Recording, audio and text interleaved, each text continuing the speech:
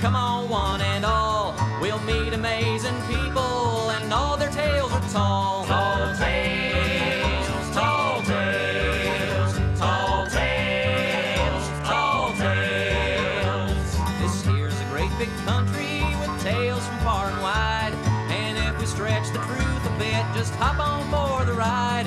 These tales have been around a while, they've changed along the way, so when you tell a tale yourself, why tell it your own way. Tall tales, tall tales, tall tales, tall tales. Carlos walks into the cloud forest. How silent it is. The only sound is the drip, drip, drip of drops falling from the tall trees. There's not so much as a tiny tree frog down here, Carlos thinks. I'll have to climb up for a better view. Carlos drops his umbrella and starts up the giant fig tree. Drip, drip, drip. A little puddle appears in the green umbrella. A tiny tree frog leaps down and slips into the water. Hola! Froggy croaks happily. I have this puddle all to myself. He sinks down until only his eyes peep out. Plop! A juicy ripe fig falls smack into the umbrella. Toucan is not far behind. Froggy sees Toucan's sharp beak. Vete! He peeps. Go away! But Toucan is not moving. He's waiting for another fig to fall. Of course, Bridget had lots of art supplies, but her most important art supply wasn't something to draw or paint with. It was a hat. Not just any old hat, but a big black beret, the kind of hat that lots of great artists wear. Before Bridget made any kind of art, she'd put on her beret and adjust it until it looked just right. It had to have that certain je ne sais quoi. She had no idea what that meant, but she knew all great artists needed it to make art. One day, just as Bridget was putting on an inspired dash of purple on a cluster of flowers, a big gust of wind came along and lifted her beret right off her head. It caught the breeze and went sailing through the air like a kite. Unfortunately, this kite didn't have a string.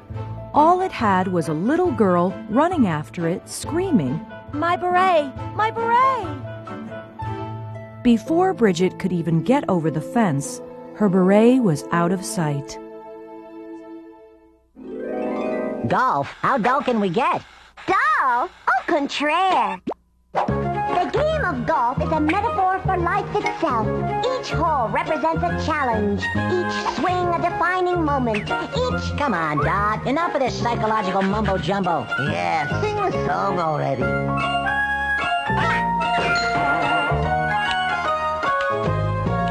I can swing with the swingers and I'm having a ball. I always go for the green, yeah, I want it all. My clothes fit to a T. I'm a swinging gal, that's me. Even though life can be rough, our sister Dot's got the right stuff. Never has her head in the sand. Hey, let me tell my story firsthand.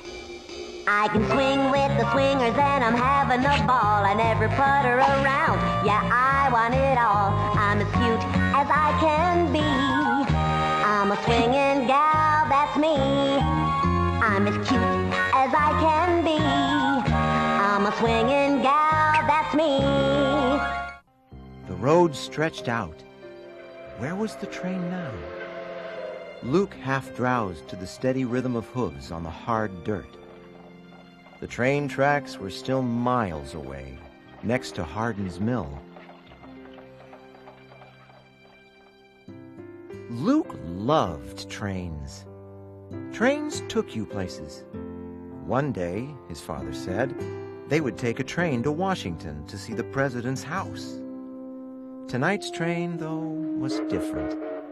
It carried the body of Abraham Lincoln.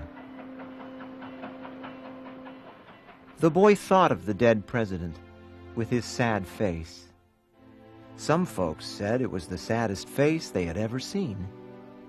But Luke knew if he could have talked to Abe Lincoln, he would have liked him. What else is there to do around here?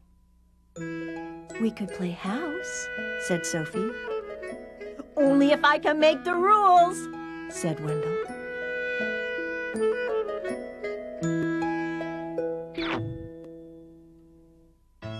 So they played house, and Wendell made the rules. He was the father, the mother,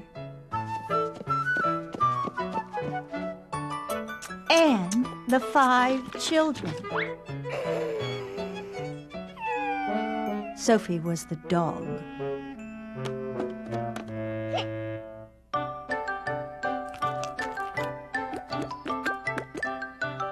Then they played hospital. Wendell was the doctor, the nurse, and the patient. Sophie was the desk clerk. When they pretended they worked in a bakery, Wendell was the baker, and Sophie was a sweet roll. Isn't this fun? Said Wendell. Sophie didn't say anything.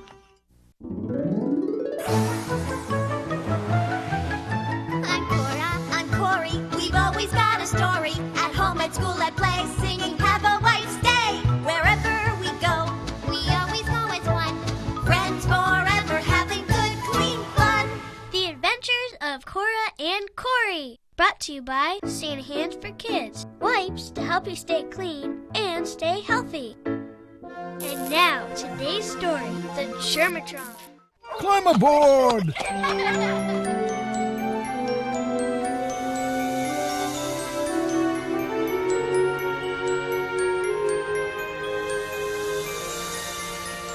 There you have 100,000 stars. If we take this journey 10 times, we'll pass 1,000,000 stars. Let's do that later. I'm hungry. I'm thirsty.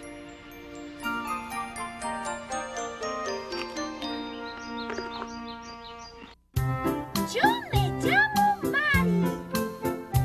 Yo me llamo Lalo. Vamos a cantar con cantarima.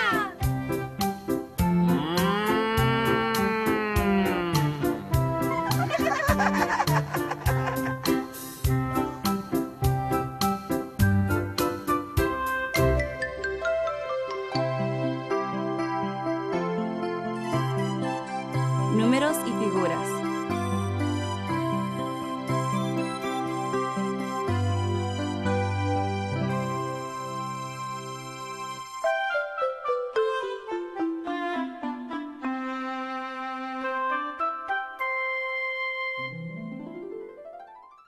And let them tumble all the way to the ground. The sorceress would grab hold of them and hoist herself up. For years, Rapunzel lived alone in her rooms above the treetops, visited only by the sorceress. Then one day, a king's son came riding through the woods. As he neared the tower, he heard a voice sweeter than any he had ever known.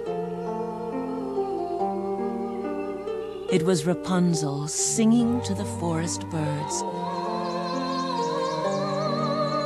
Charmed by her voice, the prince fell deeply in love.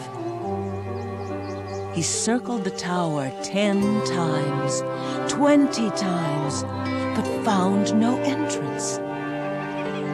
How strange this tower is, he said to himself, and felt he would die of sadness.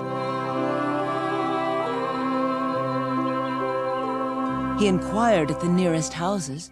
There's a special place that I know you'll love, so come on and follow me. It's really big and beautiful, and it's called the Counting Tree. There's one little bird who likes to sing, likes to sing, likes to sing. There's one little bird who likes to sing in the counting tree.